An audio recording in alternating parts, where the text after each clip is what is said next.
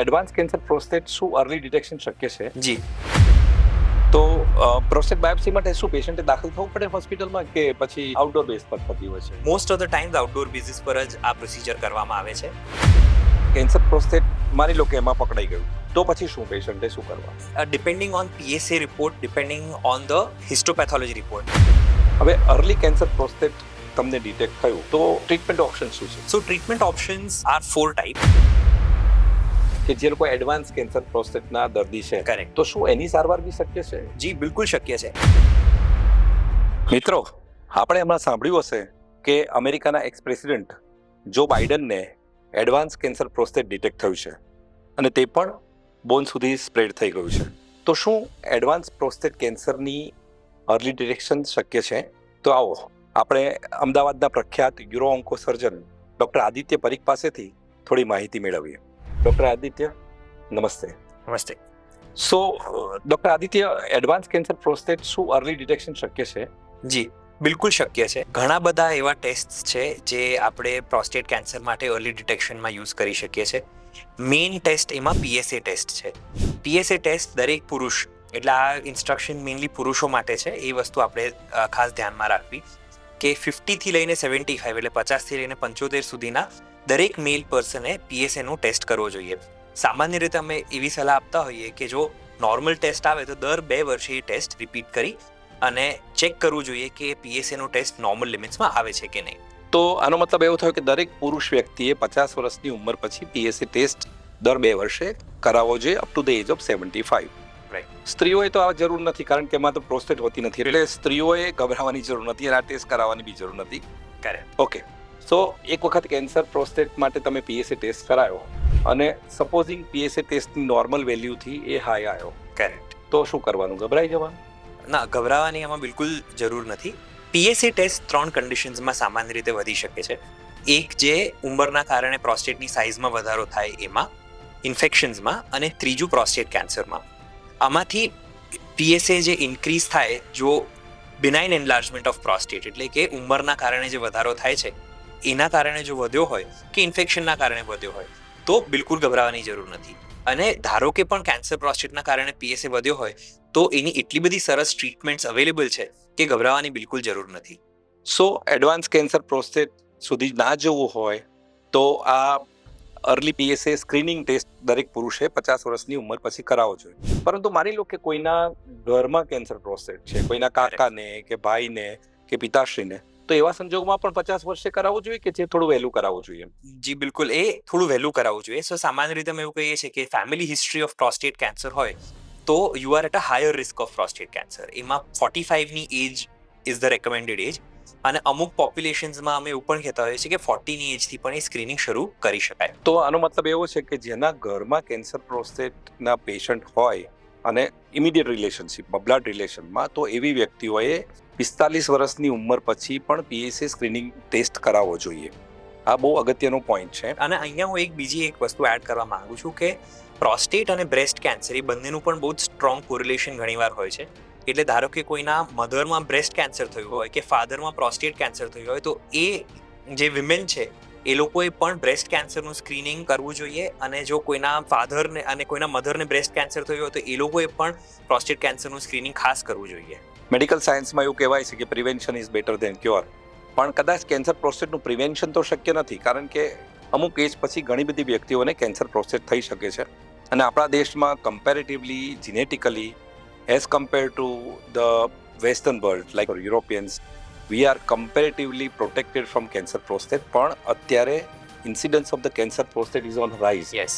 અને early detection કરવાના ફાયદા શું? તો પછી શાના માટે અર્લી ડિટેક્શન કરવું જોઈએ? જો કેન્સર પ્રોસ્ટેટ ઘણા બધા પુરુષોમાં થતું હોય તો અર્લી ડિટેક્શન કરવાથી ફાયદો શું? કરેક્ટ. સો આપણે જો બાઇડનની જે વાત કરી કે અત્યારે એમની એજ લગભગ 81 કે 82 છે, તો અમે એવું કહીએ કે 80 યર્સ પછી 80% of male patients have prostate cancer. પણ એમાં ઇન્સિડેન્ટલી ડાયગ્નોઝ પ્રોસ્ટેટ કેન્સર હોય કે આવી રીતે ઓટોપ્સી પર ખબર પડે તો એ ઘણા બધા લો ગ્રેડ પ્રોસ્ટેટ કેન્સર્સ હોય છે. આપણો એવો ટાર્ગેટ છે કે જે clinically significant and aggressive tumours છે એને આઈડેન્ટિફાઈ કરવા છે. એટલે 4+5 જે એમનામાં કેસ હતો અને બોનમાં સ્પ્રેડ થયેલું, જ્યારે એ સ્ટેજે કેન્સર ડિટેક્ટ થાય તો આપણે એને માત્ર કંટ્રોલ કરી શકીએ છીએ. પણ જો આપણને ક્યોર જોઈતો હોય એટલે કે મટાડવું હોય તો એના માટે early detection is very very important. So PSA ટેસ્ટનો થોડો હાઈ આવ્યો તો પછી કોની પાસે જવું જોઈએ?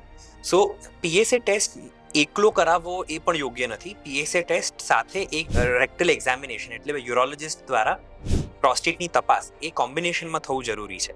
ખાસ કરીને જો તમારો પીએસએ એલિવેટેડ આવ્યો હોય તો એક યુરોલોજિસ્ટને મળવું નેક્સ્ટ સ્ટેપ છે. સો આનો ટેક હોમ મેસેજ એવો છે કે early detection of cancer prostate શક્ય છે. પીએસએ ટેસ્ટ કરાવવો જોઈએ. સાથે સાથે યુરિનરી ટ્રેકના નિષ્ણાત ડોક્ટર કે જેને યુરોલોજિસ્ટ ડોક્ટર કહેવાય અથવા તો યુરો ઓન્કો સર્જન કહેવાય એવી વ્યક્તિઓ પાસે જવું જોઈએ. ચાલો એ યુરોલોજિસ્ટ પાસે ગયા તો યુરોલોજિસ્ટ શું કરે? સો સૌથી પહેલું સ્ટેપ એ હોય છે કે આપણે એક યુરોલોજિસ્ટ શોધવાનો પ્રયત્ન કરશે કે આ જે પીએસએનો રાઇઝ થયો છે એ કયા કારણસર છે. આપણે ડિસ્કસ કર્યું કે આ 3 કારણ હોઈ શકે કે ઉંમરના કારણેનો વધારો, ઇન્ફેક્શન અને કેન્સર.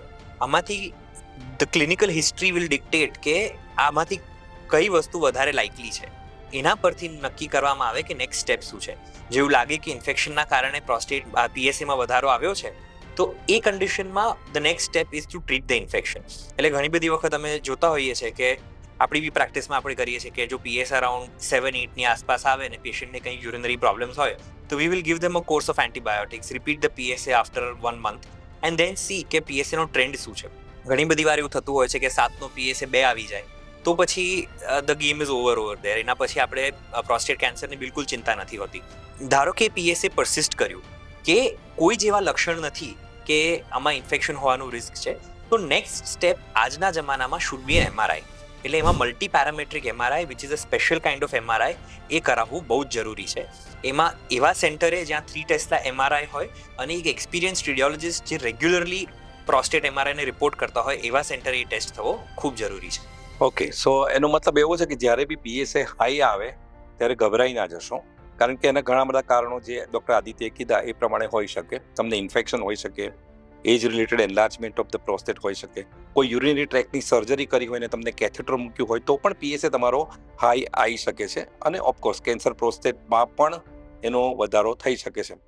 જ્યારે બી નોર્મલ વેલ્યુથી વધારે આવે ત્યારે આપે યુરોલોજિસ્ટ ડૉક્ટર પાસે જવું જોઈએ. હવે યુરોલોજિસ્ટ ડૉક્ટર પાસે ગયા, એમણે ડાયગ્નોઝ કર્યું કે એમઆરઆઈ કરાવો. એમઆરઆઈમાં ધારો કે એબનોર્મલ રિપોર્ટ આવે તો પછી યુરોલોજિસ્ટ ડૉક્ટર શું કહે? સો વી આર વેરી લકી કે આપણે એવી એજમાં જીવી રહ્યા છે જ્યાં એમઆરઆઈનો આપણી પાસે ઓપ્શન છે. પહેલાં એવું હતું કે જો પીએસએ એલિવેટેડ આવે તો સીધું આપણે બાયોપ્સી કરતા હતા. હવે એમઆરઆઈમાં પણ 5 પ્રકારના ગ્રેડિંગ હોય છે, 1 to 5. એટલે એમાં પાયરાઇટ્સનો સ્કોર આપવામાં આવે. 1 અને 2 હોય તો સામાન્ય રીતે આપણે એને ખાલી ઓબ્ઝર્વેશન કરવાનું હોય છે. 4 અને 5માં ડેફિનેટલી નેક્સ્ટ સ્ટેપ એટલે કે બાયોપ્સી કરવાની જરૂર હોય છે. અને 3 એ ક્લિનિકલ જજમેન્ટ પ્રોસ્ટેટની સાઇઝ પ્રમાણે અને પેશન્ટની એજ અને કન્ડિશન પ્રમાણે નક્કી કરવામાં આવે છે. જો આપણે અબનોર્મલ પીએસએ એબનોર્મલ એમઆરઆઈનો રિપોર્ટ આવે તો એવી કન્ડિશનમાં નેક્સ્ટ સ્ટેપ યુઝ્યુઅલી એક પ્રોસ્ટેટ બાયોપ્સી હોય છે. તો પ્રોસ્ટેટ બાયોપ્સી માટે શું પેશન્ટે દાખલ થવું પડે હોસ્પિટલમાં કે પછી આઉટડોર બેઝ પર થતી હોય છે? Most of the times outdoor basis પર જ આ પ્રોસિજર કરવામાં આવે છે. એમાં પણ હવે 2 પ્રકારની બાયોપ્સીઝ હોય છે. એક ટ્રાન્સરેક્ટલ બાયોપ્સી હોય છે અને ટ્રાન્સપેરિનિયલ બાયોપ્સી હોય છે.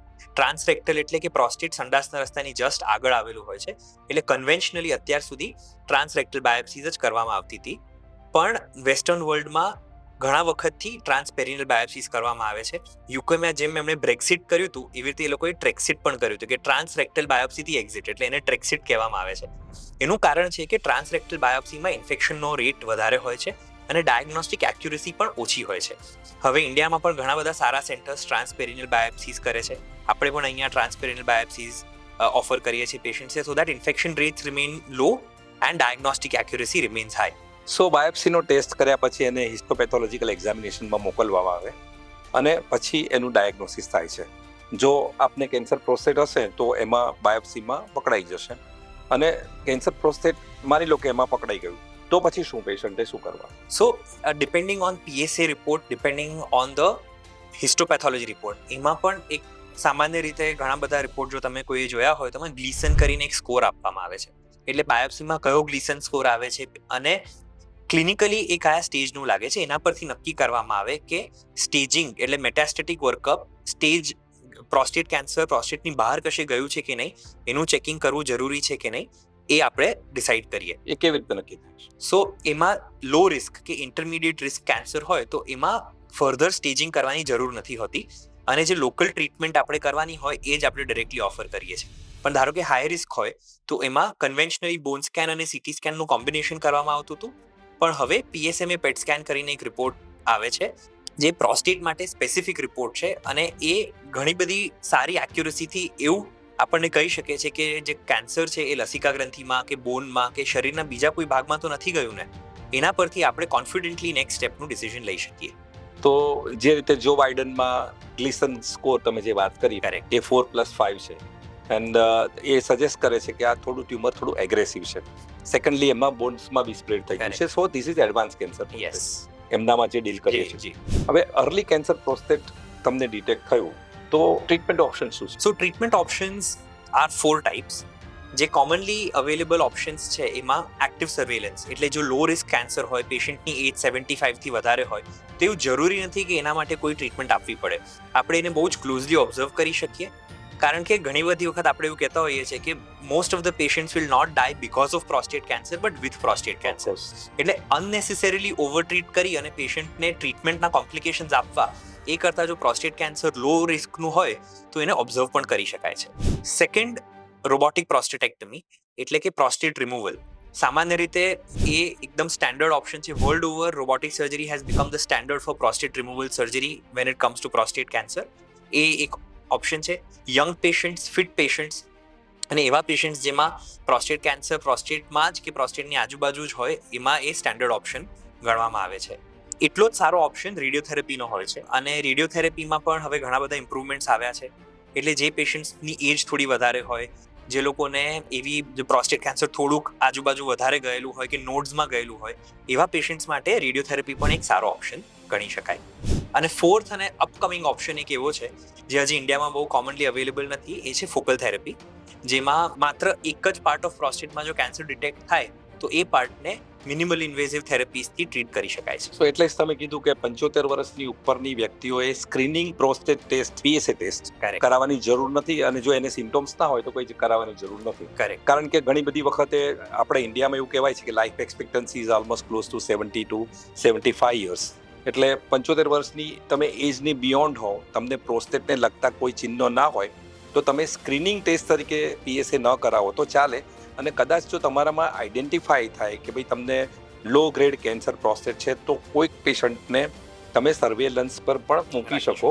પરંતુ સર્વેલન્સમાં સૌથી અગત્યની વસ્તુ છે કે ધ્યાન તમારે રિપીટેડલી યુરોલોજીસ્ટ ડૉક્ટર પાસે એ જ્યારે તમને બોલાવે ત્યારે જવું જોઈએ. રિપીટેડ PSA ટેસ્ટ, જરૂર પડે તો સોનોગ્રાફી કે MRI ટેસ્ટ કરાવવો જોઈએ, જેથી તમે એડવાન્સ સ્ટેજ તરફ પ્રોગ્રેસ તો નથી થતા એ જાણવું બહુ જ જરૂરી છે જ્યારે આપણે પેશન્ટને એક્ટિવ સર્વેલન્સ પર મૂકીએ. જેમ તમે કીધું એ પ્રમાણે કે અર્લી કેન્સર પ્રોસ્ટેટ ડિટેક્ટ થાય તો પહેલાના જમાનામાં ટાંકાવાળા ઓપરેશન થતા હતા, પરંતુ હવે રોબોટિક્સ કે લેપ્રોસ્કોપીની મદદથી સર્જરી થઈ શકે. અને તો રોબોટિક સર્જરીના એડવાન્ટેજ શું છે? સો કન્વેન્શનલી આપણે જેમ તમે કહ્યું કે 3 પ્રકારનામાં ઓપરેશન થઈ શકે છે: ઓપન ઓપરેશન, લેપ્રોસ્કોપી અને રોબોટિક. ઓપન ઓપરેશન એટલે ચીરો મૂકીને જે ઓપરેશન કરવામાં આવે એ. પ્રોસ્ટેટ શરીરના પેલ્વિસમાં બહુ જ અંદરની ભાગમાં આવેલું હોય છે, એટલે ઓપન સર્જરીમાં ઘણા બધા steps of the operation blind કરવામાં આવે છે. ઘણી બધી વસ્તુઓ ત્યાં જોવી બહુ જ મુશ્કેલ હોય છે, અને જે એની આજુબાજુની નસો હોય છે એને પ્રિઝર્વ કરવી પણ બહુ જ અઘરી હોય છે. સિમિલરલી લેપ્રોસ્કોપીમાં બધી મૂવમેન્ટ એલ્બોથી થાય છે, એટલે જે એમાં ટાંકા લેવાના હોય કે એકદમ બારીક વર્ક કરવાનું હોય એ બહુ જ ડિફિકલ્ટ હોય છે. રોબોટિક સર્જરી આજના સ્ટેજમાં એક એડવાન્સ લેપ્રોસ્કોપી ગણી શકાય.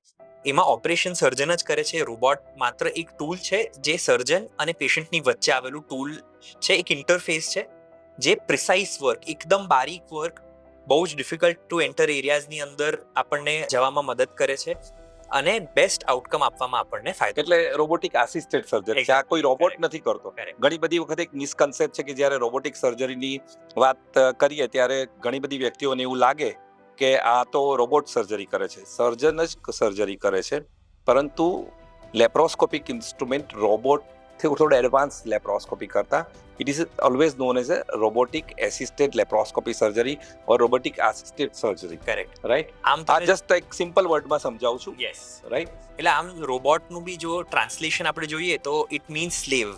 એટલે રોબોટ ઓટોનોમસલી કંઈ નથી કરી So it's શકતા. a master and it's a slave master and slave configuration. configuration. Yes. Correct. Okay. So પણ રોબોટિક સર્જરી મોંઘી હશે, રાઈટ? જી બિલકુલ, રોબોટિક સર્જરી મોંઘી છે અને કન્વેન્શનલ સર્જરી કરતાં એમાં સામાન્ય રીતે 1.5 લાખથી 2 લાખનો એડિશનલ કોસ્ટ થતો હોય છે with new robots coming in to the market. અને હવે ઘણા બધા ઇન્સ્યોરન્સીસ પણ રોબોટિક સર્જરીને સપોર્ટ કરે છે. સો નવો ઇન્સ્યોરન્સ જો કોઈ લેતા હોય તો એમાં ખાસ જરૂરી એ વસ્તુ જોવી જોઈએ કે આપણને રોબોટિક સર્જરીનો ફાયદો આગળ જતા મળી શકે છે કે નહીં. રાઈટ. તો રોબોટિક સર્જરીના જેમ તમે એડવાન્ટેજ કીધા કે પેશન્ટને લગભગ 48 થી 76 કલાકની 72 કલાકની અંદર પેશન્ટને ડિસ્ચાર્જ કરી દેવામાં આવે છે. પેશન્ટની રિકવરી અર્લી થાય છે, so he can be back to the work. Secondly, prostate સર્જરીના જે કોમ્પ્લિકેશન્સ છે કમ્પેરેટિવલી સારા થઈ શકે, કારણ કે તમે તમારું જે વિઝન છે during the surgery A excellent હોય, તમારા હેન્ડ ટ્રીમર્સ બી કોમ્પ્રોમાઇઝ થતા હોય તો પણ એને કવર કરી લે છે રોબોટ. બિલકુલ. સો આ બધા ઘણા બધા એડવાન્ટેજ છે રોબોટિક સર્જરીના, પણ ઓફકોર્સ એ થોડી મોંઘી છે. જો ઓપન સર્જરી જે ગરીબ વ્યક્તિઓ છે કે મધ્યમ વર્ગના વ્યક્તિઓ છે એ લોકો ઓપન સર્જરી કે લેપ્રોસ્કોપી સર્જરી પણ કરાવી શકે છે, કારણ કે અલ્ટિમેટ આઉટકમ કોઈ બી સર્જરી કરીએ તો એનું almost the cancer survival correct remains the same, yes. Right? So cancer point of વ્યૂથી ત્રણે ઓપરેશન સેમ છે. As an example, I often tell patients કે આપણે અમદાવાદથી બોમ્બે જવું હોય તો આપણે ચાલીને જઈ શકીએ કે ફ્લાઇટમાં પણ જઈ શકીએ કે ટ્રેનમાં પણ તમે જઈ શકીએ. પહોંચી તો જાઓ છો. તો પહોંચી તો જાઓ. સો કેન્સર પોઈન્ટ ઓફ વ્યૂથી ઇટ વિલ બી ફાઇન. પણ પ્રોસ્ટેટ સર્જરીમાં બીજા 2 આઉટકમ્સ જે બહુ જ ઇમ્પોર્ટન્ટ છે એ છે યુરિન કંટ્રોલ અને ઇરેક્ટાઇલ ફંક્શન, એટલે કે લિંગનું ઉત્થાન થવું અને કડકપણ આવવું લિંગમાં. એમાં રોબોટિક સર્જરીનો ખાસ એડવાન્ટેજ છે. ખાસ કરીને યુરિન કંટ્રોલ વહેલો પાછો આવે એમાં robotic surgery has the biggest advantage. So જે વ્યક્તિને કદાચ ઓપન સર્જરીમાં 20-21 દિવસ કેથેટર રાખવું પડે, એ કેથેટર રોબોટિક સર્જરીમાં 7 દિવસે નીકળી જાય. અને લોંગ ટર્મમાં એવું કહેવાય કે વર્ષે કદાચ બધાને સરખો જ યુરિનનો કંટ્રોલ આવે છે, પણ રોબોટિક સર્જરી કરી So હોય તો પહેલા immediate control is immediate control 6 વીક્સમાં Because ઘણા you બધા can patients see it better, you can Yes. perform it well, Yes. better. અને તો જે નવ પ્રિઝર્વિંગનો જે કન્સેપ્ટ છે એ રોબોટિક સર્જરીમાં વધારે સારી રીતે એબ્સોલ્યુટલી તમે એપ્લાય કરી શકો છો. કરેક્ટ. અને Okay. હવે નવી પદ્ધતિઓ જેમ કે રેડિયસ સ્પેરિંગ પ્રોસ્ટેટેક્ટમી કરીને એક પદ્ધતિ છે જે આપણે ઓફર કરી શકીએ છીએ in the right kind of patient. તો એમાં તો યુરિન કંટ્રોલના બહુ જ મિનિમમ પ્રોબ્લેમ્સ થાય છે. ઇનફેક્ટ એવું કહેવાય કે ઘણીવાર કેથેટર કાઢ્યા પછી પેશન્ટને એક ટીપું પણ ડ્રોપ ઓફ ઇન્કોન્ટિનન્સ પણ નથી થતું. તો એ સારવાર અહીંયા શક્ય છે. એ સારવાર બિલકુલ શક્ય છે in the right cancer patient, એટલે જો ઓન્કોલોજીકલી અપ્રોપ્રિએટ પેશન્ટ હોય અને એમાં આપણે રેડિયસ સ્પેરિંગ પ્રોસ્ટેક્ટમી ઓફર કરીએ છીએ and we have seen excellent outcomes with that operation. Correct. આ તો થઈ આપણે અર્લી કેન્સર પ્રોસ્ટેટની વાત થઈ. કરેક્ટ. પણ માની લો કે પર્સન લાઈક જો બાઇડન કે જે લોકો એડવાન્સ કેન્સર પ્રોસ્ટેટના દર્દી છે, કરેક્ટ. તો શું એની સારવાર બી શક્ય છે? જી બિલકુલ શક્ય છે. આમાં પહેલા એક મિથ હું ક્લેરિફાઈ કરવા માંગુ છું કે ઘણા લોકોને એવું લાગે છે કે બાયોપ્સી કરવાથી કેન્સર સ્પ્રેડ થાય છે. આ બહુ જ કોમન મિથ છે જે દરેક પેશન્ટ સાચી વાત. આપણને પૂછતા હોય છે. અનફોર્ચ્યુનેટલી આ મિથ બહુ જ ડીપલી પર્કોલેટેડ છે સોસાયટીમાં, પણ બાયોપ્સી કરવાથી કોઈ જ કેન્સર સ્પ્રેડ નથી થતું. જેમાં કોઈ ઓન્કોસર્જન કે યુરો ઓન્કોસર્જન તમને એડવાઇસ કરે કે આમાં બાયોપ્સી કરવાની જરૂર છે, એવા કોઈ જ કેન્સરમાં કે બાયોપ્સીના કારણે કેન્સર સ્પ્રેડ નથી થતું. Now coming to treatment of advance prostate cancer, so એમાં બહુ જ બધા એડવાન્સીસ આવ્યા છે in the last 10 to 15 years. પહેલા ખાલી ગોળીઓ કાઢી દેવાનું એ ઓપરેશન હતું. કોઈ બી પ્રકારનું પ્રોસ્ટેટ કેન્સર હોય તો તમે ટેસ્ટિકલ્સને રિમૂવ કરી દો તો એ પ્રોસ્ટેટ કેન્સરની ઓનલી ટ્રીટમેન્ટ હતી. હવે એમાં ઓર્કિડેક્ટમી એટલે કે ટેસ્ટિસ રિમૂવલના ઓપ્શનમાં ઇન્જેક્શન્સ, એને માટે ગોળીઓ પણ આવી ગઈ છે. સાથે સાથે હવે જો કોઈક યંગ ફિટ પેશન્ટ હોય તો એમાં આપણે સેકન્ડ જનરેશન મેડિસિન્સ પણ એડ કરીએ છીએ, જેમનું નામ છે એન્ઝેલ્યુટામાઇડ, એબિરેટરોન. આ બધી મેડિસિન્સ એડ કરવાથી જે પ્રોસ્ટેટ કેન્સરનું રિકરન્સ થાય છે એ મોડું થાય છે અને કંટ્રોલ ઓફ કેન્સર ઘણો વહેલો અને સારો આવે છે. So basically advance cancer prostate માટે આપણે હોર્મોનલ ટ્રીટમેન્ટ Yes. જે ઓપ્શન્સ છે, ઇન્જેક્શન્સ અને ટેબ્લેટ્સના ફોર્મમાં કરેક્ટ. એ આપણે આપીએ છીએ. અને આઈ થિંક એના પછી કિમોથેરાપી પણ તમારે કોઈ પેશન્ટમાં જરૂર પડે તો આપણે આપીએ, રાઈટ? Yes, absolutely. ઘણીવાર જો કોઈને વધારે પડતું સ્પ્રેડ હોય, સ્પેશિયલી બોન્સમાં સ્પ્રેડ થયેલું ડિસીઝ હોય, તો એમાં હોર્મોનલ મેનિપ્યુલેશન સાથે જ આપણે ફર્સ્ટ લાઇન તરીકે કિમોથેરાપી પણ આપી શકીએ. સો સર્જરી ના કરાવી તો રેડિયેશન પણ ઓપ્શન છે, રાઈટ? બિલકુલ ઓપ્શન છે. આઈ થિંક એ ડિસિઝન એક પેશન્ટની સાથે શેર્ડ ડિસિઝન મેકિંગમાં કરવું જોઈએ. ઘણા બધા પેશન્ટની અમુક પ્રાયોરિટીઝ હોય છે.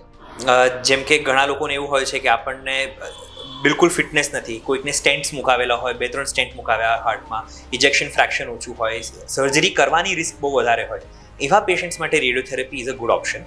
ઓલ્સો ઇન્ડિયામાં unfortunately we are still detecting very high risk and high grade of prostate cancer.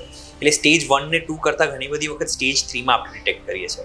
અને એમાં જો અગ્રેસિવ ટ્યુમર હોય તો અને યંગ પેશન્ટ હોય તો આપણને સર્જરી અને રેડિયોથેરાપી બંનેની જરૂર પડે. એ કયા સિક્વન્સમાં કરવું એ બહુ જ ઇમ્પોર્ટન્ટ છે. તો એ સિક્વન્સિંગમાં સર્જરી પહેલાં કરી હોય તો બહુ ઇઝીલી રેડિયોથેરાપી પછીથી આપી શકાય છે. પણ જો પહેલાં રેડિયોથેરાપી આપી હોય પછી જે સર્જરી કરવાની આવે તો એમાં આઉટકમ્સ એટલા સારા નથી હોતા. એટલે આઈડિયલી જો high risk prostate cancer, aggressive prostate cancer in a young person હોય, અને પ્રોસ્ટેટ કેન્સરમાં જ્યારે આપણે યંગ કહીએ તો we mean less than 70 years old. એટલે એવા વ્યક્તિઓમાં surgery should be the priority and then followed by that radiation should be given. Although આ બહુ જ પર્સનલ અને ઇન્ડિવિજ્યુઅલાઇઝ ડિસિઝન હોય છે, આ એક જનરલાઇઝ ડિસિઝન ન હોવું જોઈએ. એક્સલન્ટ. સો મિત્રો, દરેક પુરુષ વ્યક્તિએ આફ્ટર ધ એજ ઓફ 50 આ મેસેજ બરાબર સાંભળવો જોઈએ. આ તમે તમારા કલીગ્સને બી પાસ ઓન કરો. ડૉક્ટર આદિત્યએ આપણને ખૂબ અગત્યની ઇન્ફોર્મેશન આપણને આપી છે. કેન્સર પ્રોસ્ટેટનું અર્લી ડિટેક્શન શક્ય છે.